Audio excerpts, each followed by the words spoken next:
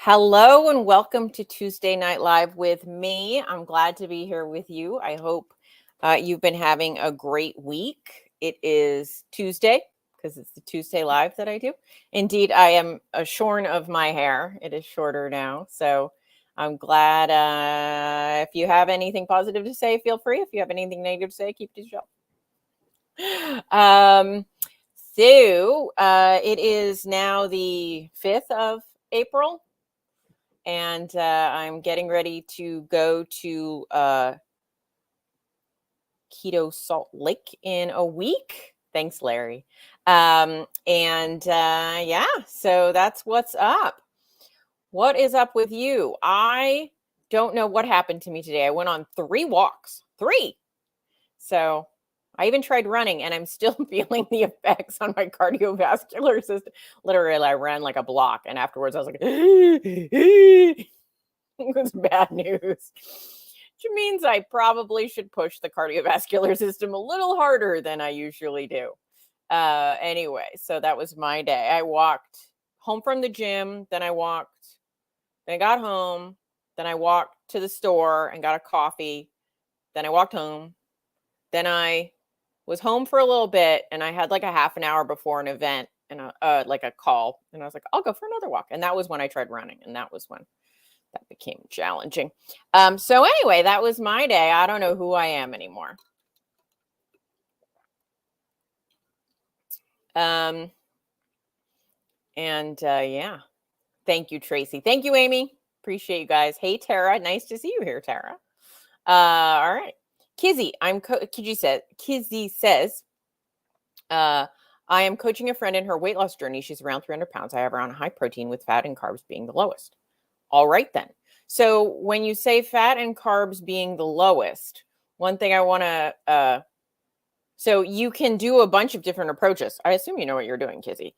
But one thing to look at for some people who are highly insulin resistant is it can be very helpful to have them on a high, not higher than protein, but a little more liberal on the fats initially to help them while they're becoming fat adapted. So I would have to know more details, Kizzy, to know if that was a good approach, because I don't know what you mean by high or lowest. So, and it's hard to know for sure.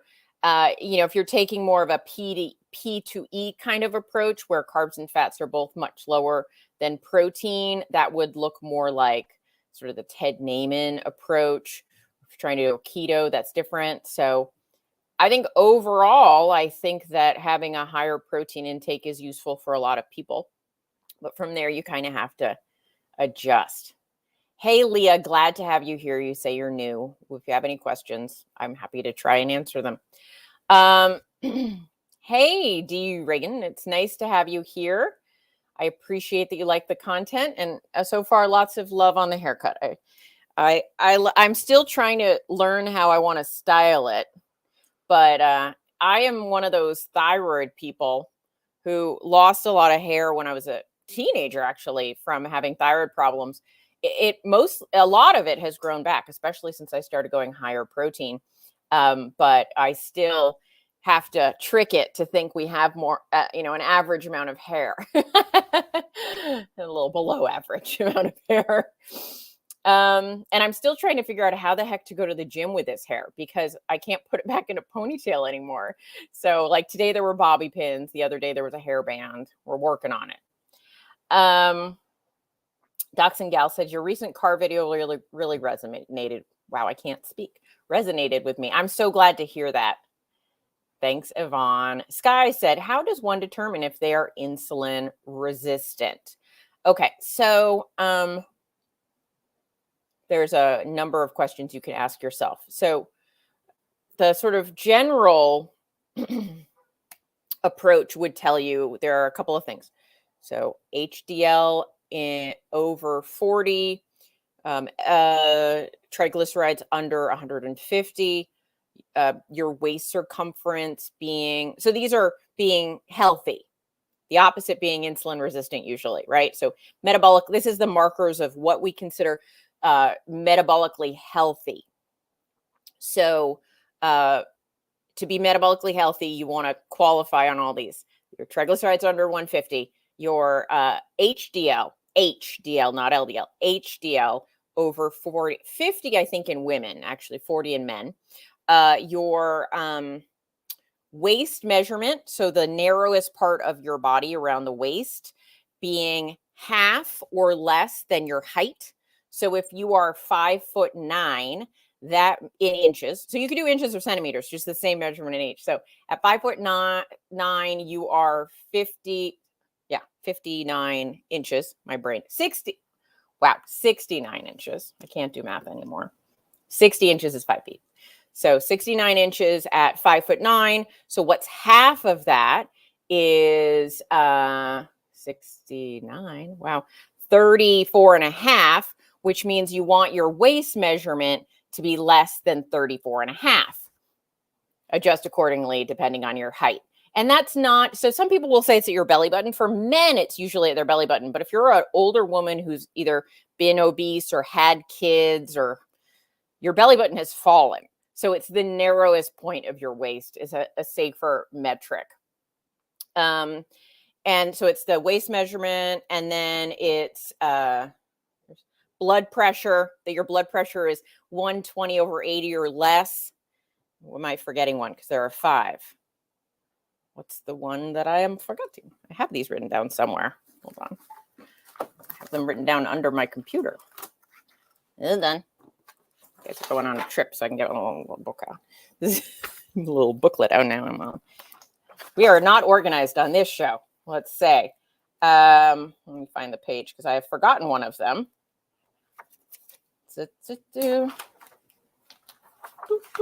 A1C, says Stephanie. Yes, that is true. A1C.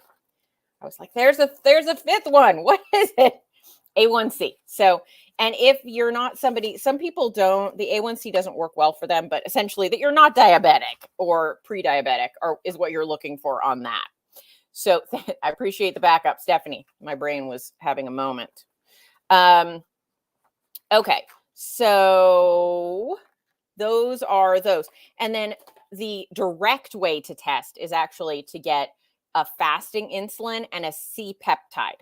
Fasting insulin and a C-peptide. Those will point directly to being insulin resistant. The other ones are about a roundabout. So Tracy says, I'm an obese older woman, so I can switch the narrowest part of my waist. Yes. So I did some research on this, and, you know, a lot of men will say, I'm not like men, but a lot of men will be like, oh, it's your belly button. That's your waist. When they do these things, they actually, that's not what, they're not like belly button. It's finding your iliac or your ilium, which is the top of your hip bone, which is well above my belly button. And so in these studies, they actually lay out what they call your waist. But overall, in women, the easiest thing I find is use your narrowest point. At least it's the narrowest point in most people. It's that place where if you put your hands on your hips, it's where your fingers will go just naturally. That's what I call the waist. And I think that should count, because here's what we're looking for. So my pants do not match my shirt, by the way, so nobody judge. So hold on. So this part of your waist where it goes in here is, so this is very exciting. So this part of your body is called the android. Below that part where the hips go out, I can't stand up far enough. Your hips go out. That's called the gynoid in women, right? And so it's the android, that upper space, that we were more concerned about in terms of what they call truncal obesity or the sort of metabolically unhealthy fat. So you want the upper part of you to be leaner than the lower part, as a woman anyway. Men, it's a little differently separated, but there you go. But it makes sense, right? So your belly button used to be higher as a woman, right? But over time, that abdominal skin stretches out, and any skin that stretches out sags. So that belly button over the years has lowered. So there you go. It's my story, and I'm sticking to it. Okay. Tina says, can you discuss allulose pros and cons? Does it not count because it's not absorbed like sugar? This is a forever debate. So here's what I've come up with. So I do not think that allulose or erythritol or stevia or monk fruit, many kinds of sweeteners, I don't think they have very much metabolic effect. But as a general rule of thumb, I like counting total carbs. So here's what I do. This is my workaround. I used to be like strict 20 total carbs, period. And that would make using any sweeteners almost impossible because 1 teaspoon of, erythritol anyway is like 3 grams of carbs. And you need more than that. And so what I sort of switched over to is I sort of looked at what my carbs were could be up to from these other sources, the sort of low impact sweeteners. And I just sort of said that I can have that budget too. So like my total carbs now are more like 50 or actually even higher, but my total carbs now I'm like, like 50 is fine because I just gave myself more margin of error. Now, I'm pretty metabolically healthy these days, so I have that margin of error. It's a very hard answer for me to give a straight answer to, isn't it? I think we have to look at what works for our body. I think if ketosis is important to you, have a day where you have a normal amount of that for you, the allulose. Check your ketones. If you still remain in ketosis, know that then that's your flexibility in terms of those sweeteners, and you can add them on top of your normal carb count. So hopefully, does that kind of give you some idea? I don't like to give a hard answer on that one because if I'm like, yeah, subtract it all, suddenly people are like, and then my total carbs were 100, but my net carbs were 20. It just gets messy. So I rather say I'm going to increase my carb budget by 10 grams because I tend to have 10 grams of allulose a day, and I know that's okay. So I go with that kind of thing. Patricia. There it is. I see it. Okay. Patricia said, hi, new to your channel. I'm struggling with Hashimoto's and it is 340. Wow. Those are some Hashimoto's. Thyroid levels are normal. Doctor says that nothing that it can be done. Keto under 20 carbs for 1 year. Yeah. So first I would say, and I talked about this with Nisha. We haven't put it out yet, but it's a podcast that's coming up. And so what I would say is, if you look at, there's 2 things. So there's your thyroid function. Your thyroid, it's right here. There's your thyroid function, which will give you your numbers like your free T3, your free T4, your TSHs in your brain, but it's responding to what's going on in your thyroid. Your reverse T3, that's saying like, how well is my thyroid working? Your Hashimoto's numbers are telling you how bad is the autoimmune condition you're suffering from. So it's like different compartments, right? And so if your numbers are truly normal, that means your thyroid function is still good. Now, we could question if your doctor ran the right tests to really know, but assuming they did, what that means is you're in a period where the destruction is not yet tipped over into causing your thyroid hormones to be dysregulated. I would say, though, that attacking the attacker, mounting a good defense is important. So you've been under 20 carbs for 1 year, but if you haven't done an elimination diet to see if you can pinpoint some ways to bring those antibodies down, I would say that's probably a good thing to do. I know Nisha Berry has a group focused on elimination diets. We divide and conquer. I do stubborn weight loss. She does autoimmune. We stay to our corners. But an elimination diet is probably the thing that I would say is important because there's something happening in your body that's causing this autoimmune flare to continue. Those antibodies are really high. And I would see if there's, and there's not always, like, don't take it personally. There's not always something we can do, but you do everything you can, hoping you can do something. And so I would suggest maybe that elimination protocol. Andrea, what does a high anion gap mean? Is it bad? Just anecdotally, I hear that people on keto have a higher anion gap. I don't exactly know what it means, but I've been told that they do correlate. So it does have something to do with an acid channel, but not a thing that I have focused on learning. But I do hear it is a little bit higher for some people on a keto diet. Sky seems like he's doing well.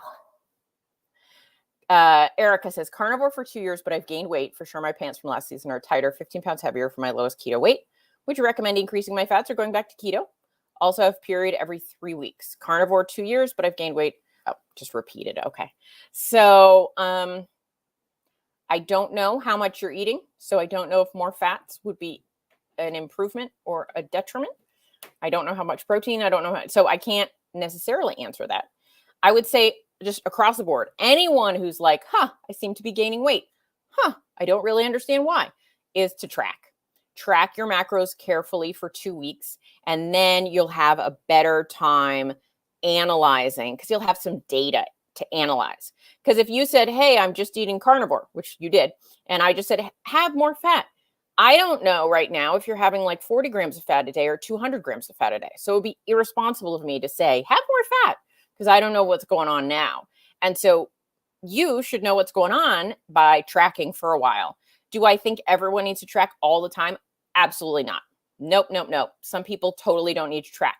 However, anytime you're experiencing an effect that you don't want to experience, it's a good time to track, because how are you going to fix what you don't know is broken, right? It's just like diagnosing what's wrong with your car without lifting the hood. You're making a guess, and it's better to make an observation.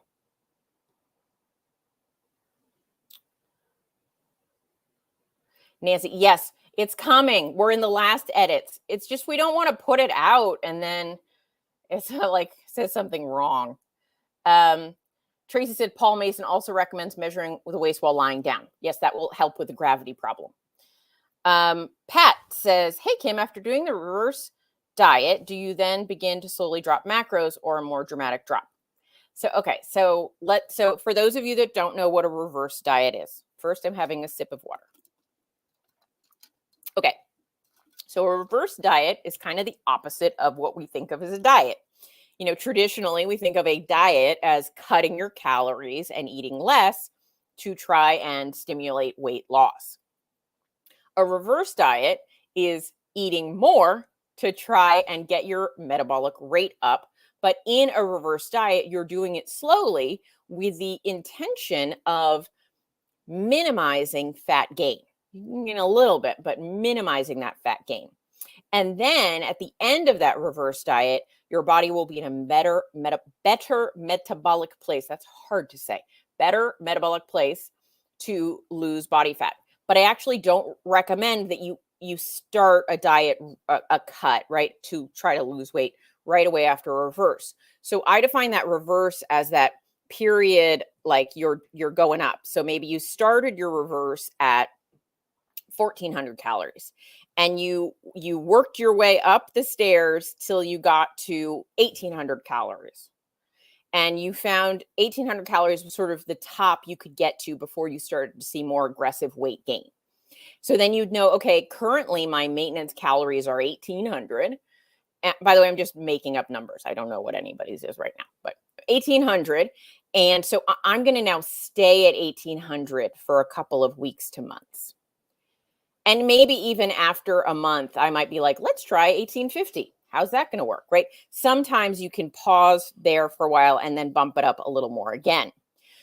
But once you've maintained at that higher number for 3 months or so, I'm just giving an average, it's going to vary from person to person, then I would say you're probably ready to do a bit of a cut if you feel ready. You know, you're sleeping better, your hunger is more controlled, you know, all the engine lights are on in the appropriate levels. Then I actually suggest doing a more dramatic cut. So we reverse slowly. So when you're reversing, you're just adding 50 calories, 75, 50. You're just adding little bits at a time, sort of trying to get your body to not notice you've raised the calories, right? So you're just inching up. But with a cut, you actually want to do a bit of a drop.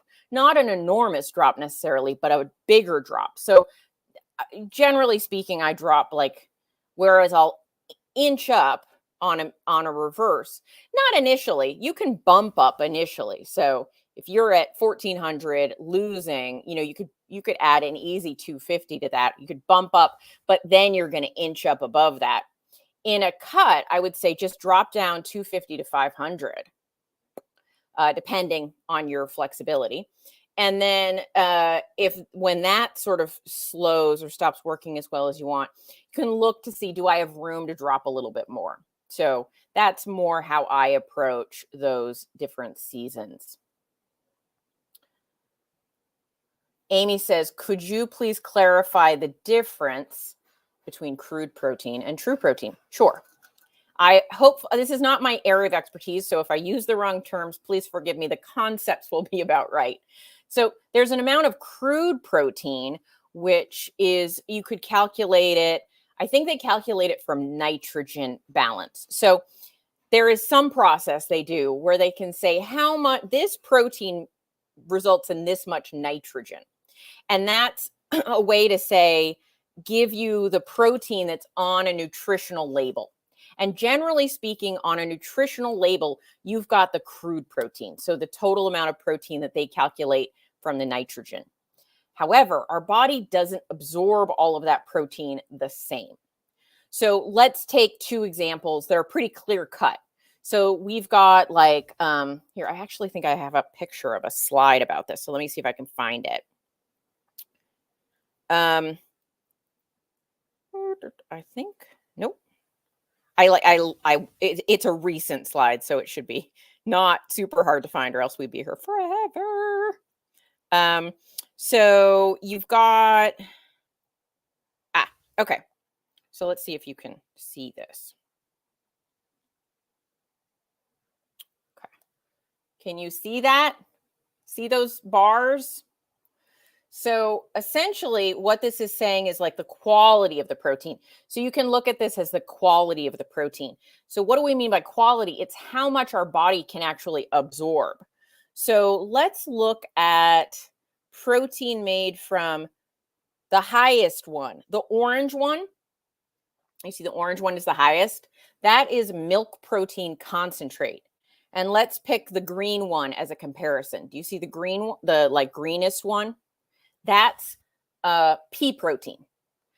So what this graph is essentially showing you is if you ate the same amount of milk protein concentrate, which is the orange, the tallest, you would absorb a lot more of the protein than if you went to this little shorty green, which is pea protein. So the overall concept is we don't actually care about the gross total protein in a food when you calculate it in a lab. We care what our body absorbs in terms of protein. So choosing higher proteins, higher quality, higher absorbability protein foods is a win. Now, if I only had access to pea protein, or I had an enormous amount of food allergies and the only protein I could get was pea protein, I could do it. I could get what I needed, but I would have to consume a lot of pea protein, right? I would have to, from that chart, it's kind of like almost probably twice as much pea protein to pull the same amount of protein out of it that my body can use. So that's kind of the overall concept that you're asking about. I hope that explains what you were looking to get. Exchange student says, I know you eat a lot of yogurt. Highly recommend making it yourself. Used Fage and organic milk and Instant Pot. I appreciate that. I might do that someday. Right now, I'm happy not having to make my own yogurt, but I appreciate it, and I at some point should try it. Larry asked, do you take any supplements? For a long time, I did not take any supplement. Well, that's not true. I took some supplements, but recently I've been experimenting with more supplements. I don't think everybody needs to take a bunch of supplements, but I can tell you what I take because I like transparency. I recently started taking this magnesium. I just happen to have it next to me. It's magnesium citramate. So normally I don't recommend magnesium citrate, which is in this, but between you and me, I was finding my digestion was a little sluggish. And so adding a little magnesium citrate can make things work a little better in that department. So this is not all magnesium citrate. It's part magnesium citrate and part magnesium malate. It's actually like 3 times as much malate as citrate. I guess that's why it's called citramate. So I use this magnesium. I just started using that one. I was using a different magnesium before. I use a little bit of iodine because I don't eat seaweed or seafood much. I use vitamin D3K2. I have one that's a really high dose, so I take it every other day or every couple of days because I don't want to buy a new one, and I have some and it's good. But I take the D3K2, I take magnesium, I take the iodine, I take EPA, which is an omega-3 from Thorn, because again, with that fish problem, if I ate fish, many of these problems would be solved, but I don't. And then I drink either Element or Relight. And so I get a little bit of magnesium, very little, but a little bit, and some potassium from those, and a lot of sodium. So those are the supplements that I take at this time. So there you go. Are there any others that I think I might? Oh, and I take creatine. Creatine is a really interesting one. I've been reading more about it. So creatine it's always associated with bodybuilders because bodybuilders take it. Why? Because it pulls more water into your muscle, and there seems to be an effect that it makes you stronger and your muscles look better. So it's like kind of a win-win for weightlifters. So I started taking it when I started lifting weights, but I've actually found there are cognitive benefits as well. And so I am very happy to continue to take it. So I take creatine every day as well. And it looks like they've found that creatine, especially in women, actually, am I saying actually a lot today? I feel like I am. They found in women that it seems to help with depression and cognitive function as well. So that's a big win across the board for me. And so I'm happy to continue to take it. I take Thorn. So Thorn is a brand. There you go. I'm always backwards on this camera. Thorn. I use Thorn for almost everything because it is a really quality brand. It's not cheap, but it's really quality. Pat asks, is creatine available without being a pre-workout? Yeah. So I actually don't recommend creatine in a pre-workout necessarily. It's not necessary. They put it in a pre-workout because people who work out will often take a pre-workout, and it's 2 birds with 1 stone, but there's no real benefit to take it. It's not really, it in of itself is more a recovery element than a pre-workout. It doesn't boost your workout directly. So Thorn makes my brain creatine monohydrate. So you're looking for a creatine monohydrate. Don't get a different type of creatine. And Thorn makes a creatine monohydrate, which it's completely flavorless. It is gritty. So what I do is I put a scoop in a little bit of liquid, like just enough that I can do a shot. So I'll do that little bit of liquid, do a shot of it, and then take a sip of water in case any of it was left in my mouth. But it has 0 flavor, no flavor. It's just chalky. So I do that every day, and I like it. One thing I will warn you about, and this actually they found less in women than men, but it does sometimes cause a little bit of water weight gain because it's pulling that water into the muscle. It doesn't make you look more bloated because it's inside the cell. It's not just in your external tissues, but you'll be a little heavier on the scale. So don't freak out about that. Like a couple of pounds. Not everybody, but a lot of people. Hey, Karen. Exchange student. Am I allergic to fish or I don't care for it? Don't care for it. It's been a lifelong thing. I really should care for it. I should like it. I don't like it. As they would say, I don't like it.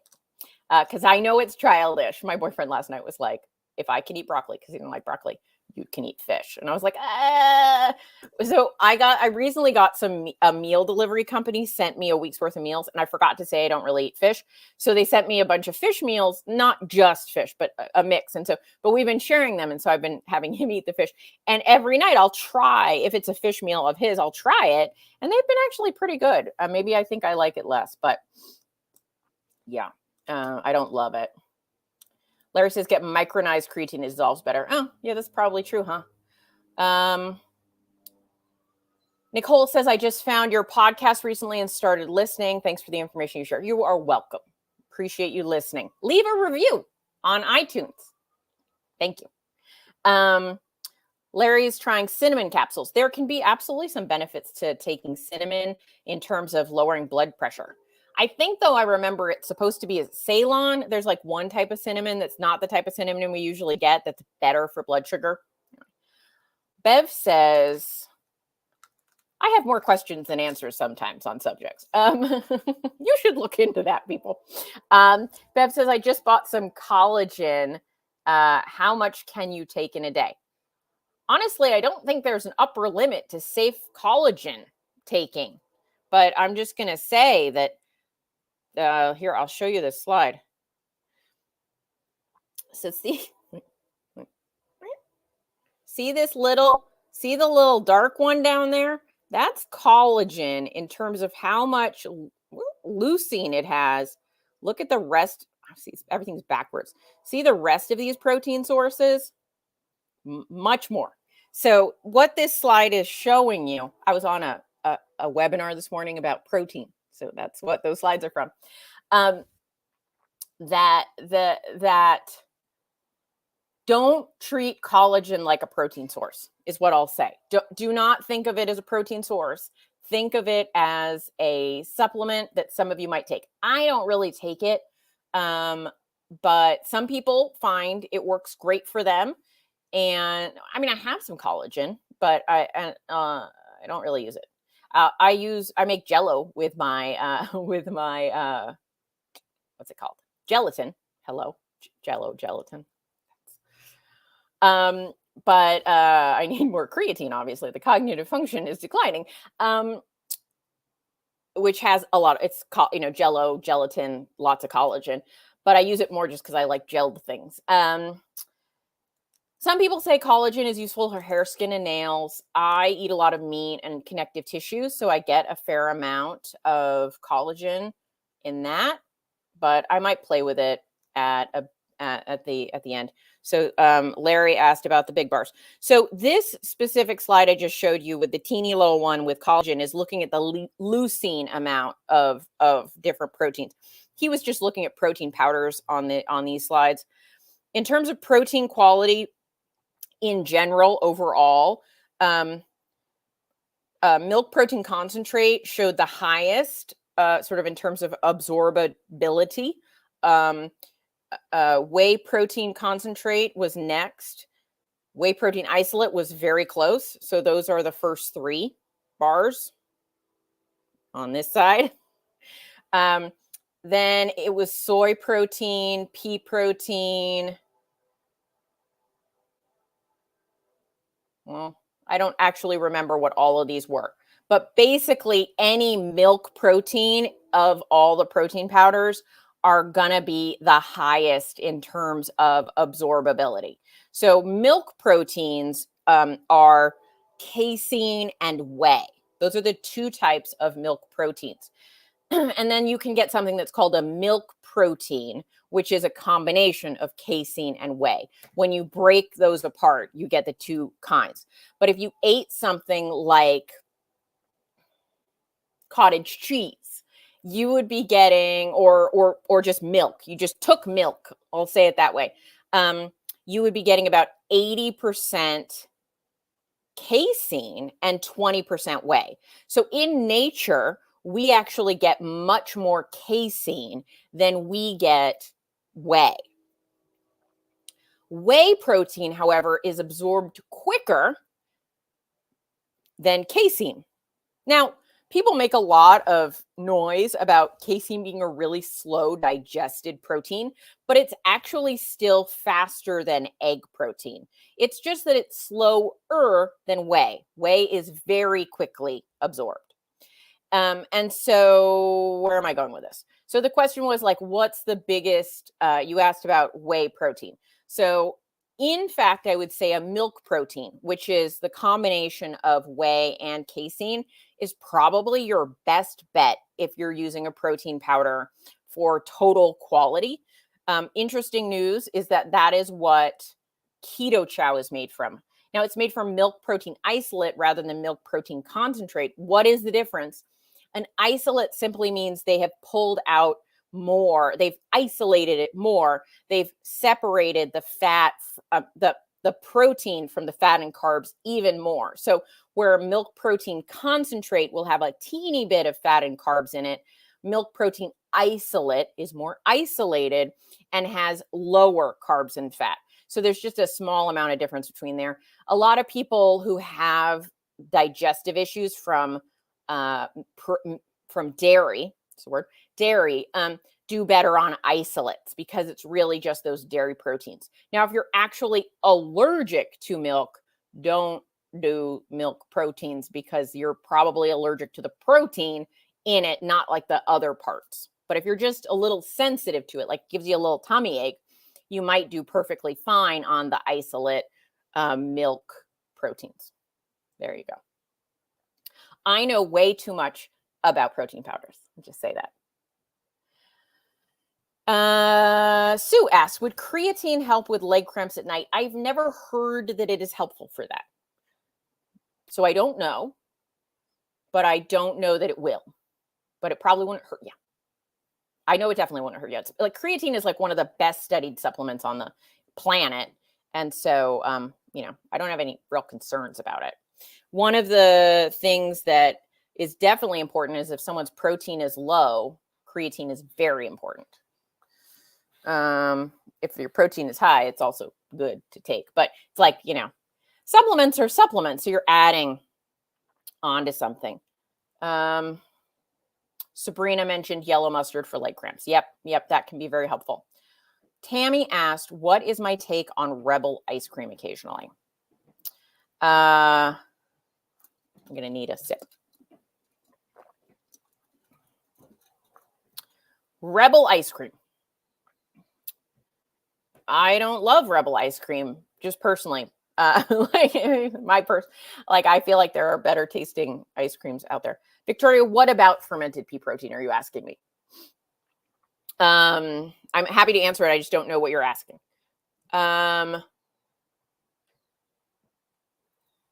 What did I miss? Okay. So from a dietary perspective, I don't think there's anything in Rebel I'm super worried about. I would say, and you say occasionally. So I would say, see how your body does when you ingest Rebel ice cream. Are you still meeting your goals? I say a huge, huge check-in to do with yourself whenever you're consuming a keto or low carb ice cream is, are you capable of eating a single serving or do you eat the whole pint? I think that if you're someone who, when you have the ice cream in your freezer, you just open up the container and eat the whole thing until it is gone, you might not buy such things because I find then it's a trigger. But if you're somebody that can open up the container, take a serving out, eat it, and then a day or two later have another serving, in a bowl, cup, then it's a different story. So there's the mental aspect and then the physical aspect. So physical aspect is when I include fill in the blank food, right? Whatever food you want to say this about. Am I still losing weight if that's one of my goals? Am I is it fitting in my macros right? Am I feeling good? Am I suffering any ill effects like digestive issues? If all lights are green on your operation panel and you're including this occasionally, I would say great. If you notice when you include this ingredient, whether it's Rebel ice cream or fill in the blank, and suddenly what was going well before is now not going so well, then I would say maybe not the best choice for you. In terms of Premier protein shakes, I used to be very anti-protein shake, I'm going to tell you.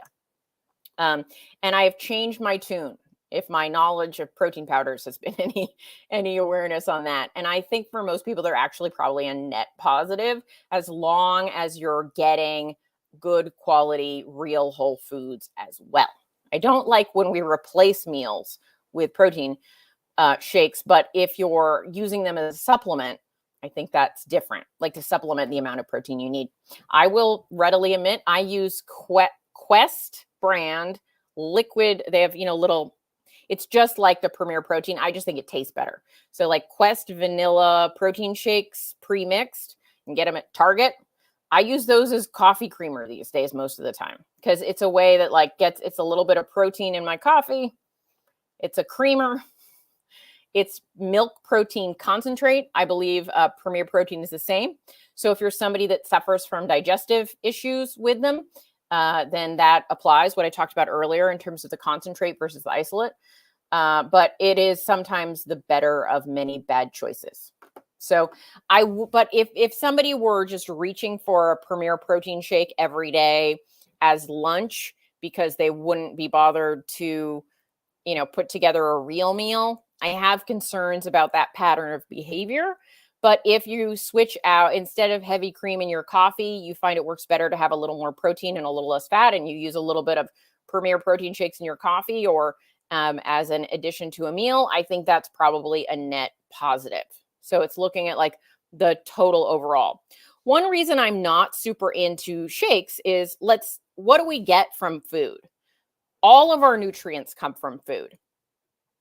A little from the sun, right? But our nutrients, food is our nutrient delivery system. Protein shakes are just protein. So when we eat a steak or a chicken breast or whatever, you get some potassium, you're getting magnesium, you're getting different vitamins and minerals with that. When you have a protein shake, you're getting the protein. And so Keto Chow is a little different. They do add these minerals back in. So they're in a different category, but true just protein shakes. If you replaced all the protein in your diet with protein shakes, you would be malnourished. So that's why I say protein shakes should be looked at as more of a supplement than a food choice. Topping off the protein amounts, not being the provider. Victoria asks, where does fermented pea protein land on the chart? Pea protein is low, but like I think I said about pea protein, you can get the protein you need in a serving from pea protein, but you will have to consume a lot more pea protein. So the amount of protein listed on the label on pea protein, you have to think there is not this much. So if your pea protein said it had 20 grams of protein per serving, the absorbable, usable protein you're getting is probably more like 12 to 15 grams. Whereas on whey protein, if it said it had 20 grams, you're getting like 18. So there's a difference there, even though the absolute numbers look better than your body would say they actually are. Erica asks, what is a typical what I eat in a day for me? All right, let's talk about it. I always like to tell people I was keto for a good 4.5, 5 years. I'm now low carb. What I eat now is not what I used to eat. And what I eat now is not really likely what you should eat. So I just want to say, don't take what I eat as gospel about what you should eat. But I can tell you that I eat a lot of meat. I eat a high protein diet. I eat a moderate amount of fat, and I eat a moderate amount of carbs. So a normal day might look like breakfast is for me around 10:30, 11. I sort of start my eating later. I'm just not super hungry when I first wake up usually. Now, if I were, I would eat earlier. I make, so if you know Indigo Neely, she is a recipe creator on YouTube. She makes a version of Maria Emmerich's protein bread that I really like. So I always have that in the fridge at this point. So I'll have 2 pieces of this protein, no, 3. I'll have 3 pieces of this protein bread in the morning. So it's primarily made with egg whites. A lot of times I'll put peanut butter on that, a little bit of low carb jam, have a coffee with a little bit of protein shake in it. Then midday, I will have some meat. So whether that's some no sugar lunch meat or some, chopped up chicken with like an egg life wrap, making like a little bit of a taco situation, and some cucumbers and maybe like a half an orange. Like I said, I have a little more carbs. So often right now, those sumo oranges are very popular or very tasty. So my boyfriend and I will split one of those for lunchtime. And then for dinner, I will have some type of meat and vegetables. So whether that's a big salad with some chopped up chicken or steak in there, or a piece of meat with some stir-fried veggies, do something like that. And then often right after dinner, so I'll eat 3 times a day right after dinner. So this is still in that meal to me. I might have some homemade Jell-O. So I make my own version with fresh strawberries, some gelatin, and some flavoring with a little bit of Greek yogurt, or I'll mix cocoa powder into Greek yogurt, or I'll make a panna cotta. And so I'll have that right after, kind of as part of my dinner window as my dessert. I drink Zevia or sparkling water or iced tea. I have 2 to 3 Americanos a day. And that's what my diet tends to look like these days. So hopefully that was helpful. So that kind of answers Dawn's question. I was keto. I was carnivore at one time for about 6 months, went back to keto. Now I am low carb, high protein is what I would say. All right. Sabrina, how do I feel about nut pod creamer? I am thumbs up on nut pod creamer if you like it. I think they're pretty tasty. I hate French vanilla, but I hate French vanilla everything. I like vanilla, but French vanilla for some reason always tastes like somebody put perfume in things to me. Just doesn't work for me. But I like their caramel flavor a lot. I just stopped getting it when I found this Quest protein shake, and I was like, that's perfect. Do I know anything about maca root supplement? I've not done any research into maca. Martha says, I have creatine powder, so to put in a protein shake. It does actually do well in a protein shake because it sort of suspends it so that you don't notice the grittiness at all. Whatever works for you. If you're not already taking a protein shake, then don't start making a protein shake to take your creatine. If you're like, I have a protein shake anyway, dump it in there. It works great. But I think that just depends on what you're drinking. That's a good question, Tammy. Why am I no longer keto beyond personal choice? Did it change my weight loss? So I switched from keto to more low carb. And when I switched, the things I started to include were a little bit of fruit. So it's my half an orange or half an apple at lunchtime with my meal. Or I'm a little more liberal with my berries, or I don't really worry about extra broccoli or green beans or a big salad. If my carbs are higher from those sources, I have not reintroduced bread. I have not reintroduced grains. I don't add those things in. I'm not saying never say never, but it's really fruits and vegetables that I really wanted to expand in terms of my ability to eat them. So why did I do that? Well, I did that because about 2 years ago, timeline is very hard for me. About 2 years ago, when I was starting a new cut, about 2 years ago, I started a cut. I that was a kind of a new start. I'd done a reverse diet up to that point. I found that when I was dropping my caloric intake had to go to a certain number where I felt hungry. I was hungry. And if I added more fat, I stopped losing weight. If I reduced the fat below a certain mark, I was just hungry. And I found when I added more higher fiber carbs at that point, I was less hungry. And so I started to experiment with, can I lose weight eating more carbs, but specifically very low calorie carbs, but that just added more volume to my food. A big salad is a big plate of food. Whereas if you don't have that lettuce and stuff to bulk it out, it's a small plate of food. So really, I was just following my hunger cues. And it's interesting because years before, when I increased my carbs from the same kinds of foods, these higher fiber foods, I was hungrier. So the body can really change over time.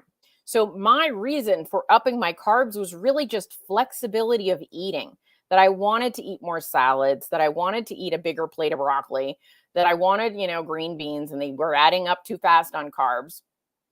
And so it was really that.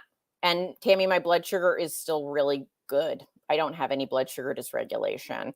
And for all of us, we're going to have different levels of where we feel good in terms of our own personal carb threshold. And I think, certainly at one time I had to be much lower carb, and now being pretty insulin sensitive, my fasting insulin is 5, 5 point something. It's under 6. I don't have high insulin. And so I'm not really insulin resistant anymore. And so my body does well with a little bit more liberal carbs. And if it stops, then I'll change my mind. But for now, it seems to be pretty healthy.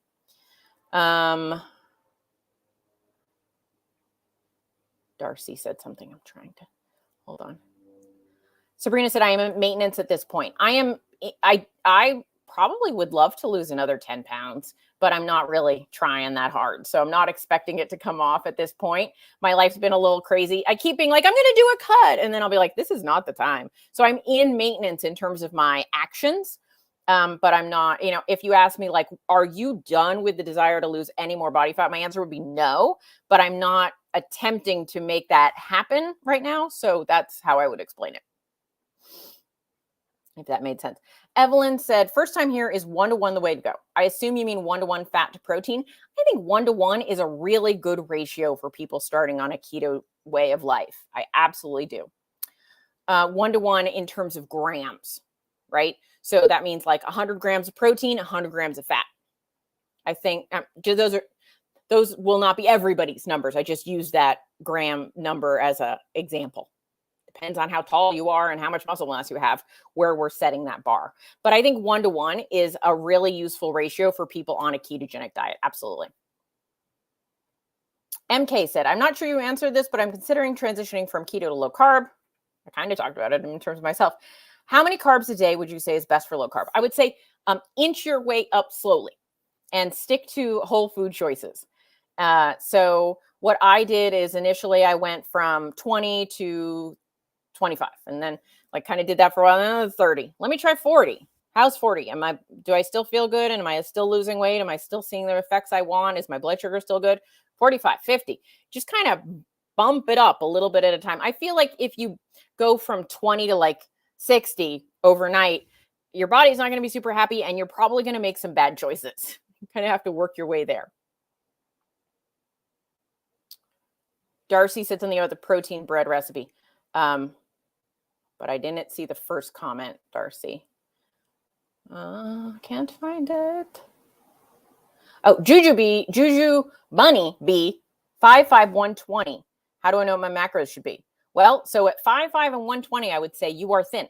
So you are already at a desirous weight. So you probably don't have any weight to lose. And if you feel like you have weight to lose, my guess is you're working on body recomposition, which is gaining some muscle, mostly maybe gaining some muscle. I don't know what your muscle mass is like. And if you have any, if you think you have fat, it's kind of, this sounds like an insulting term, skinny fat, right? It's just that your body comp is off. It's not that your overall weight is high. It's a very healthy weight for that height. And so for you, I would say you probably want to be eating, by the way, I'm giving advice in a way that nobody should take as medical advice, because I'm not a doctor and cannot give medical advice because I am not licensed to do so or qualified. So just a note there. But if you were my client, Juju Bunny Bee, I would say probably about 120 grams of protein is what I would tell you to eat. And then I would tell you to eat fat until you're really satisfied. Because again, you're not in a weight loss phase or location. So I would probably look at what that feels like to eat around the same grams of fat. So 120, 120, and then see how your body responds to that. And then raise or lower that fat based on, am I losing weight or am I gaining weight, and where do I want to end up here on this spectrum? Darcy said, who has the bread recipe I like on YouTube? Indigo Neely. Nili. I'll put a link into my personal favorite choice. Like, she has a ton of different versions. All right. Martha says, so it'd be good to go into KC. So you're saying, is Keto Chow a good option? I think of the various protein powders out there, Keto Chow is a great option. They add sodium, they add a bunch of minerals, so that's beneficial. Tammy says, I've had no weight loss, but no gain since November. Lost my mom and I've been snacking. I'm so sorry about your mom. It does happen. Be easy on yourself. And then when you feel ready, get back to the weight loss. Thanks, Debbie. Lola asked, do I use salad dressing? I do use salad dressing. I think Primal Kitchens has a really good line of salad dressing. They use avocado oil. And if I have all my life been a very vinegar-seeking human. I love vinegary things. So what I will often do to lower the fat is add more vinegar. So I might do like a tablespoon of Primal Kitchens and a tablespoon of some vinegar, like a no carb vinegar, like an apple cider vinegar or a sherry vinegar, some type of vinegar that doesn't have, like balsamic can have a lot of carbs and a lot of calories in it. But, some of these lighter vinegars I might use. And so I'll mix those together if I want to lower the sort of, because a dry salad is no one's friend. So to add more dressing, I like it a little extra dressing on there without adding a ton more calories. If I'm worried about that at that particular time, I'll mix those up. S. Rezi says, struggling with leptin and insulin resistance, nothing seems to change it. Keto, carnivore, low carb. So yeah, I mean, that can definitely be an issue. And I would say, it's a very personalized approach at that point, looking at, what's your sleep like? What's your stress like? What's your food intake like? Are you meditating? Are you doing things to lower your overall stress load? Some of those things can be very helpful, but it's at a certain point when you're a more extreme case, like, I mean, I'm not calling you extreme, but like I was too, like I have a really hard time losing weight. I had to do a lot of investigation to see what worked for my body. Some of us have to do a lot of investigation where we don't respond the way we hope we would. Sabrina says, do I still track my food intake? I assume. Yes, I do. I am a tracker through and through. It makes me sane to track my food. If it makes you insane to track your food, then don't do that. But it really keeps me like focused on my macros.